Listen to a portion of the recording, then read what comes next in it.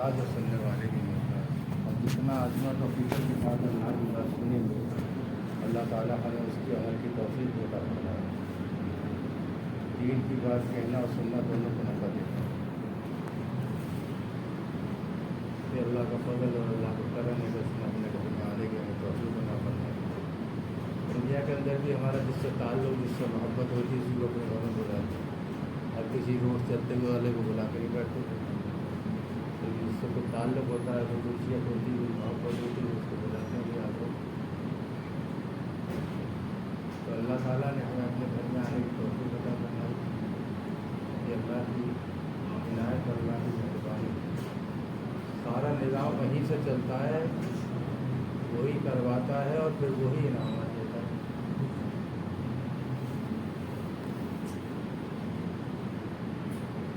اور اللہ کی عطاؤں میں سے اس سے کوئی بہتر عطا نہیں کہ اللہ تعالیٰ کسی کو 2 رکعت نماز کی توفیق عطا فرمائے۔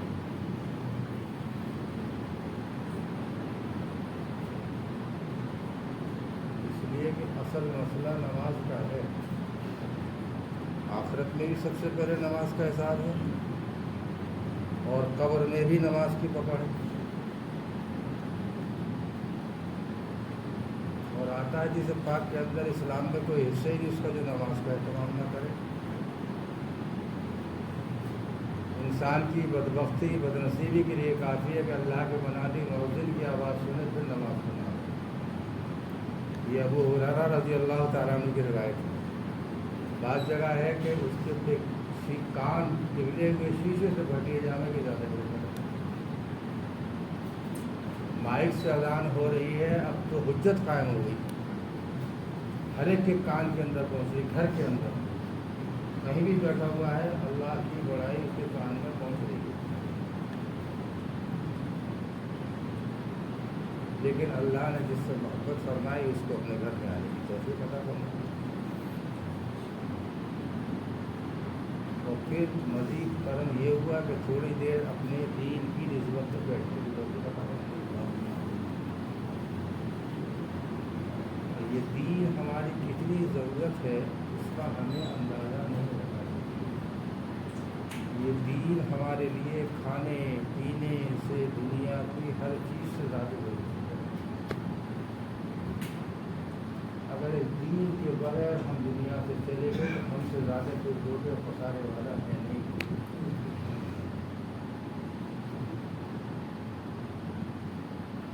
اور جنات اور انسان کو اللہ پاک نے دنیا کے اندر امتحان کا مرکز بنایا ہے۔ ہم جنات اور انسان جو ہے آزاد نہیں ہے، بلکہ ہمارا جو مرکز ہے یہ ہمارے لیے امتحان ہے۔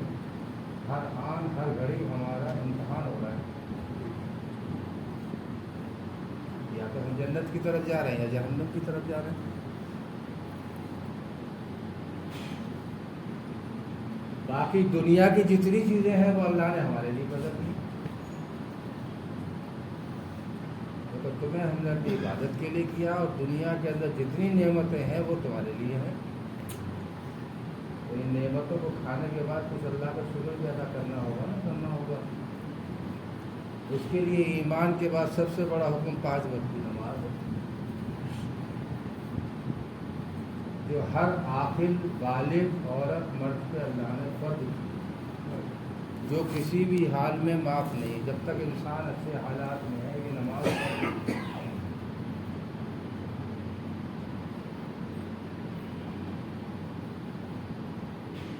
اور سب سے پہلے اسی کا حساب بھی۔ اب یہ نماز ہماری بڑھیا بن جائے، بہترین بن جائے، تو اسی کے لیے تو مذاکرہ ہے یہ کہ جو جان اور مال ہمارے پاس ہے، جس کو ہم یہ کہہ رہے ہیں یہ ہماری ملک ہے، ہم جہاں جی چاہے خرچ کریں، جیسے جی چاہے خرچ کریں، نہیں، یہ ہماری جان اور مال کو اللہ پاک نے جنت کے بدلے خرید رکھا ہے۔ نہ یہ جان ہماری ہے اس لیے خودکشی حرام ہے، یہ جان بھی اللہ کی دی ہوئی ہے اور یہ مال بھی اللہ کا دیا ہوا ہے، اس کا حساب ہوگا۔ ہم اس کے مالک نہیں ہیں جہاں جی چاہے جتنا جی چاہے خرچ کر دیں۔ آج انسان ایک کوئی پروگرام ہو جائے دین کے لیے تو سوچے گا سمجھے گا دینے کے لیے، مسجد کے لیے تو 10 روپے دیتے ہیں بھی سوچے گا صاحب ہم نے پچھلے ہفتے دیے تھے اور ہر مہینے دیتے ہیں، پتہ نہیں یہ کیا کرتے ہیں۔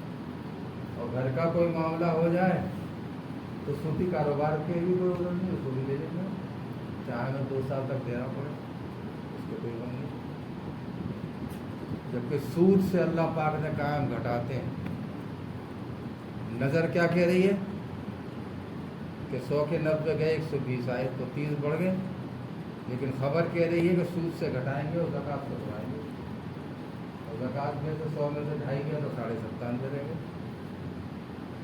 تو ہمارے اوپر ہے 97.5 2.5%، ورنہ بنی اسرائیل کے پہ تو 10% تھی، اور ان کی تو زکوٰۃ کوئی لینے والا بھی نہیں تھا۔ ان کی تو زکوٰۃ ہوتی تھی تو پہاڑ پہ رکھی جاتی تھی اور وہاں سے اوپر سے آگ آتی تھی، وہ جلا دیا کرتی تھی۔ تو یہ کہ وہ زکوٰۃ قبول ہو گئی، 10% تھی موسیٰ علیہ السلام کے زمانے میں، ہمارے تو 2.5 کر دی اللہ نے، ہر چیز آسانی کر دی۔ جناب نبی پاک علیہ السلام کی برکت سے سارا نظام آسان کر دیا اللہ نے۔ عیسیٰ علیہ السلام نے کہا ہے اللہ پاک جنت کا پانی تو پلا دے، اللہ پاک نے کیا کہا؟ سارے نبیوں پر حرام ہے جب تک میرا نبی نہ پی لے، اور ساری امتوں پر حرام ہے جب تک میری اس کی امت نہ پی لے۔ اور وہ امت آج کیسی چل رہی ہے؟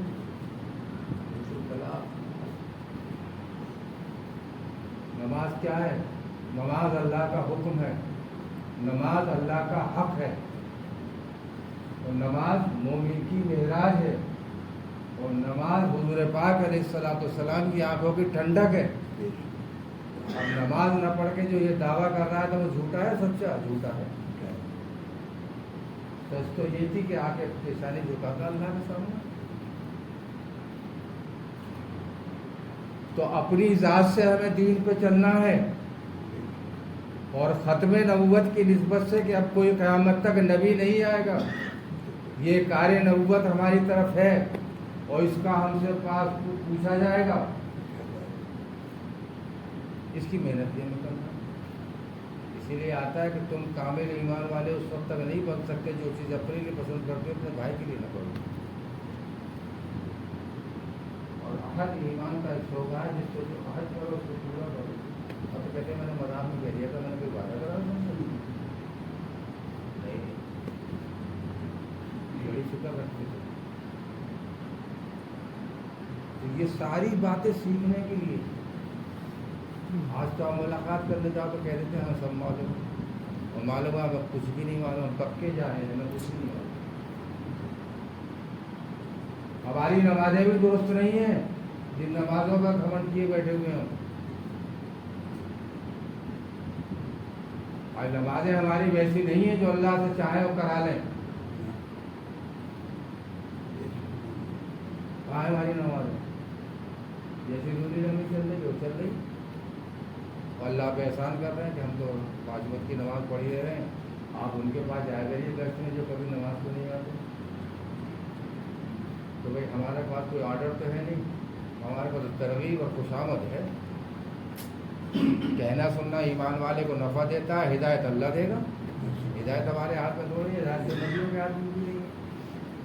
اگر نبیوں کے ہاتھ میں ہوتی تو نوح علیہ السلام اپنے بیٹے کو ہدایت دے دیتے، اور جناب نبی پاک علیہ السلام اپنے چچا ابو طالب کو دے دیتے، لیکن کتنے احسانات تھے۔ لیکن نہیں، آپ جس کو چاہیں اس کو ہدایت نہیں، ہدایت تو ہم جس کو چاہیں گے اس کو دیں گے، آپ تو کہتے سنتے رہیے، اور کہتے سنتے رہیں گے تو اس کی برکت یہ ہے کہ اللہ ہمیں چلاتا رہے گا۔ کائے کے لیے کہہ رہے ہیں، کائے کے لیے سن رہے ہیں تاکہ اللہ مجھے عمل کی توفیق دے دے، میں چلتا رہوں۔ اللہ پوچھیں گے اللہ قیامت میں یہ کائے کے لیے بولا تھا آپ نے، یہ جتنے بیٹھے ہیں سب سے پوچھیں گے اللہ پاک کائے کے لیے سنا تھا آپ نے، یہ نماز کیوں پڑھی تھی، یہ روزے کیوں رکھے تھے، آپ جماعت میں کیوں گئے تھے، سب اللہ پوچھے گا۔ اب کائے کہ ہماری نیت، تو نیت صحیح کرو۔ تو یہ جان و مال ہماری نہیں ہے، یہ اللہ کی ملک ہے، اسی لیے جب انتقال ہوتا ہے یا کوئی چیز کھو جاتی ہے تو انسان پڑھتا ہے انا للہ و انا الیہ راجعون. مالک ہے وہ جب لے لے.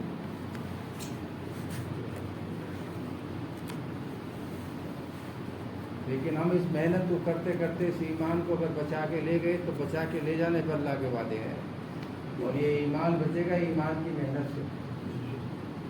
گھر بیٹھے ایمان نہیں بچے گا. جو لوگ کہتے ہیں نا یہ بیوقوف ہیں بستر لیے پھر رہے ہیں یہ ہیں ہم اتنے پاگل نہیں دھوپ میں نکل کے بستر لے کے جائیں. بیوقوف وہ ہیں جو گھر بیٹھے کہہ رہے ہیں اللہ مل جائے گا.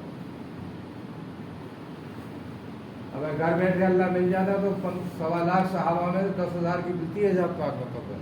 باقی پہ 1,15,000 کہاں چلے گئے؟ ارے اللہ کے نبی سے بہتر کوئی ہے؟ وہیں بیٹھ کے دعا کر دیتے ساری دنیا میں ہدایت پھیل جاتی. یہ بھی شیطان کا حملہ ہے. وہ تو اولین سے محنت کر رہا ہے. سب سے پہلے نبی آدم علیہ السلام کو جب بنایا تو ان کو آ کے کہا کہ یہ جو درخت ہے نا اس کو کھا لو گے تو پھر جنت سے نہیں نکالے جاؤ گے. اور جھوٹ بولا اور ان کو دھوکہ دیا. تو شروع سے دھوکہ دے رہا ہے نبیوں کو دھوکہ دے رہا تو آپ اور کیا ہے؟ سب سے پہلے نبی جو کہا آپ یہ درخت تک یہ کھا لو گے آپ تو پھر جنت سے نہیں نکالے جاؤ گے. جھوٹ بول رہا ہے. اور قیامت میں بھی یہی کہے گا ارے اللہ سچا تھا اس کی بات کیوں نہیں مانی؟ میں تو تھا ہی جھوٹا میری بات کیوں مانی؟ ارے ادھر مؤذن نے آواز دی اور ادھر میں نے ڈبڈکی بجا دی. اب تو میں اختیار تھا تو مسجد آ جاتے. چل یہی بات کر لو.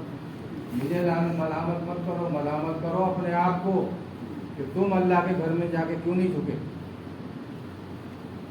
تو اختیار تھوڑا دے رکھا اللہ نے. کتنا اختیار دے رکھا ہے. ایک کر تو اٹھائے گا دوسرا اللہ اٹھا دے گا.